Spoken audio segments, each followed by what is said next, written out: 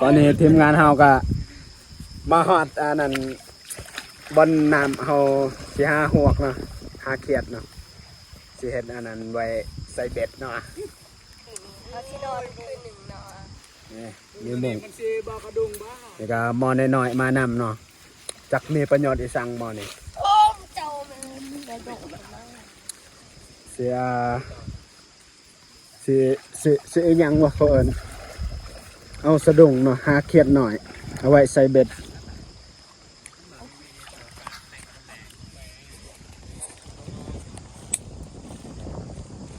มันจำแล้วบ่นะมันนะเต็งตาหนะตาในจักกะไว้ไง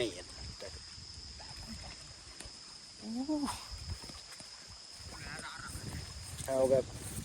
แคมน้ำอย่างปลาเลยตั้งหงายใกล้ๆแล้วนะไปแบบใกล้เลยนะบ่ใกล้พอดนะ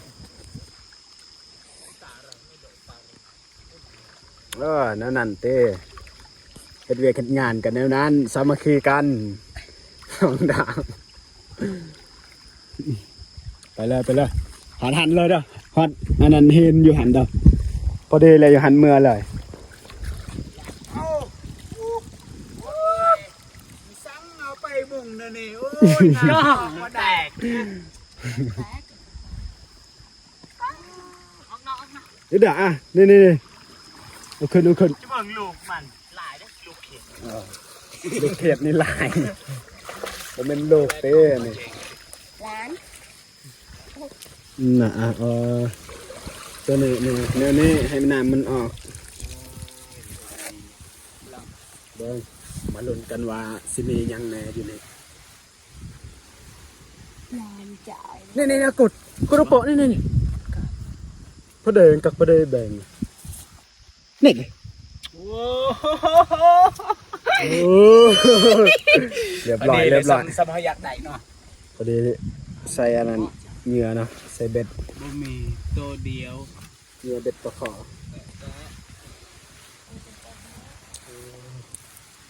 สิได้บ่แนวนี้ก็เอาเสียได้จังคือว่าแนวนี้บ่มีอาเหยียบไม่กล้าเสียเกระตาระกระตารถมาอย่าเล่นนะโดนนะเฮาสิไป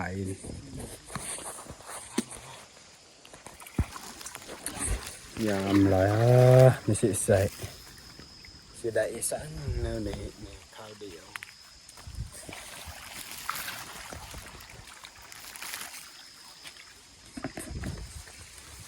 ข้าวเดียวได้แค่ไหนข้าวเดียวบ่ได้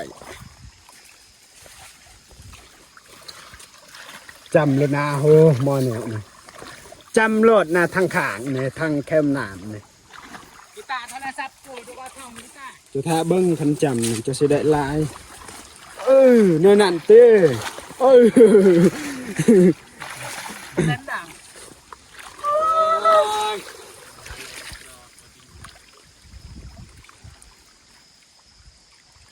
หวะได้บ่ตัวใหญ่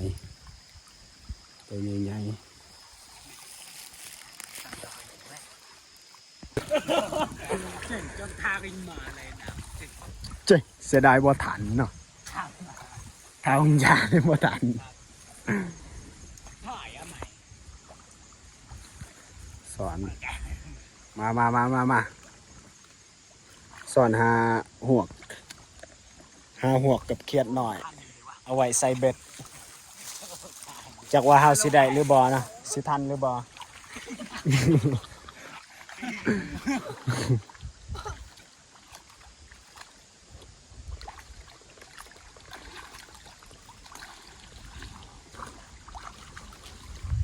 เย็นค่อยๆ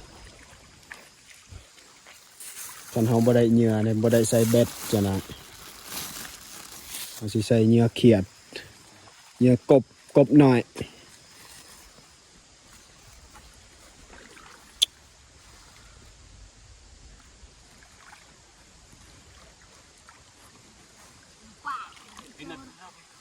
นี่อุ้ยเรียบร้อยอันนี้ ขอให้มันหมานหอบนี่มันได้หลายๆจังละไหวนี่ได้ไปไหวโอ้ไปเขียดตะปาดลายแถวนี้ไปเยืองยามกลางคืนในหลายมากักไม่ไหวไม่ไหลแต่ทำเก่าแกตาเลยตาพอแล้วไปเลยทางขางนี่มุนเลยเออ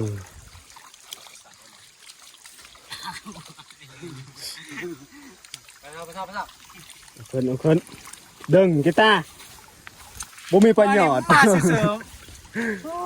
มาขี่รถ ตอนอ เสื ยู่ อ เรือนคนดีใจเขาสวนแบบ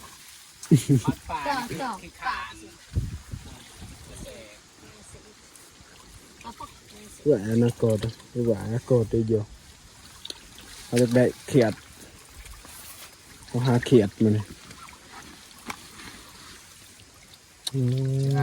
บนอนาคต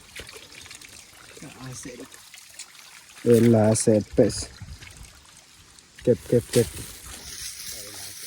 บมาใส่บักอาเซด เป็นละเศษ ดูตกก็ดูตก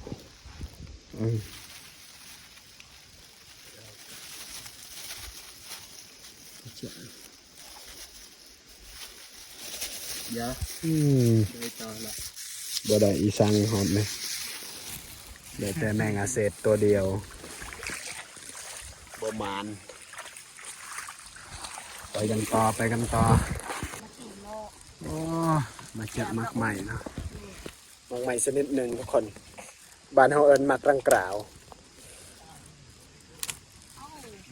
เจอมักใหม่ธรรมศาสตร์กินให้เบิ่งนะน่าได้รสชาติน่าได้รสชาติมัน แซ่บนะ แซ่บจังวะ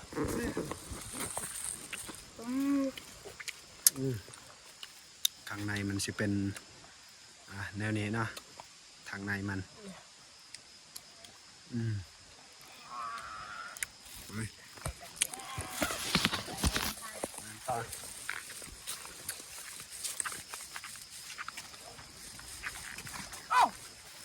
กบเนาะโดดเนาะ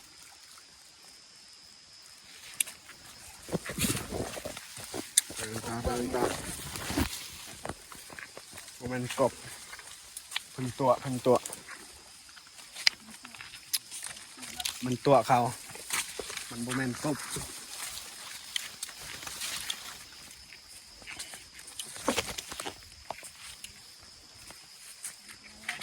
จะได้ฮอปเนี่ย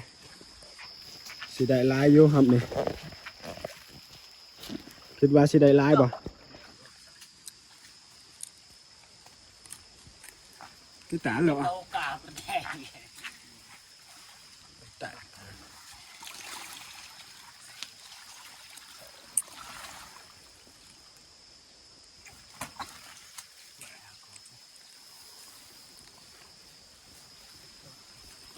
Beli tapang ya kerdak ya tuh.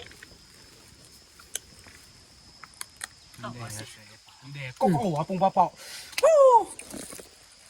อย่าใกล้ Oh, นี่ดิไข่ ada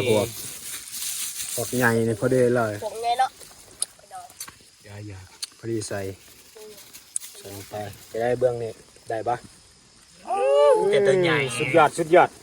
เนาะพี่น้อง นี่มาอาเสบนะ นี่ดีไลน์นี่ได้ลายได้ทั้งหวกทั้งแมงยังเนี่ยโบโหเนาะ มันกระสุน แมงกระสุนบ้างแมงกระสุนพี่ตาเก็บนะแม่ สาดโอ้มันนี่มันบ่เก็บเนาะมันถ่ายเอา นี่แนวสิวาวเลยน้ำมันนี่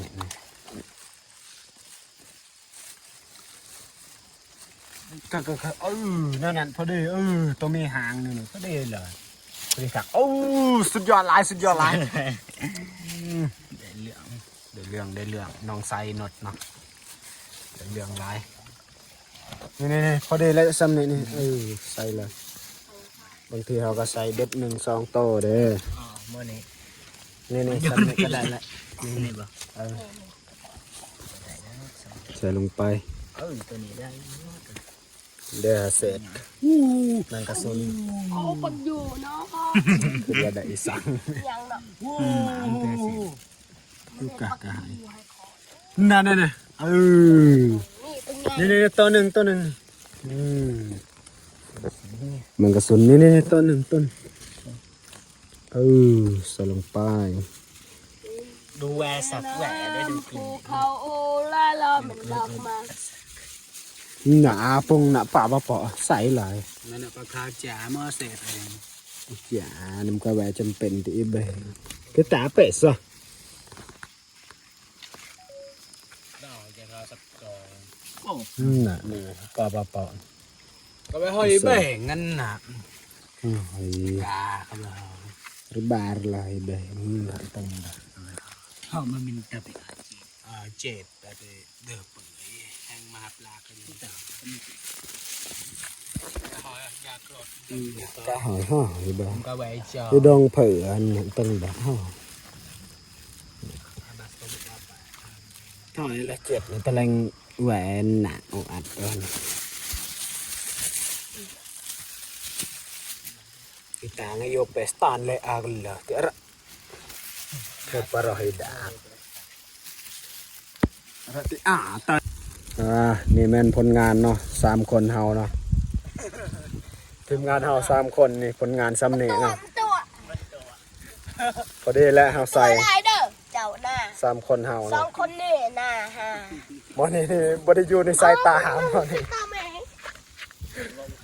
โอ้เว้านํผู้ใหญ่เบิ่งแม่ทุกคนมันเว้านี่ คนถังเนี่ย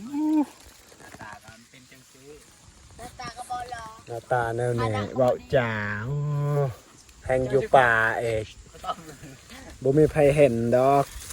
คันเฮ็ดอันนั้นใส่ อยู่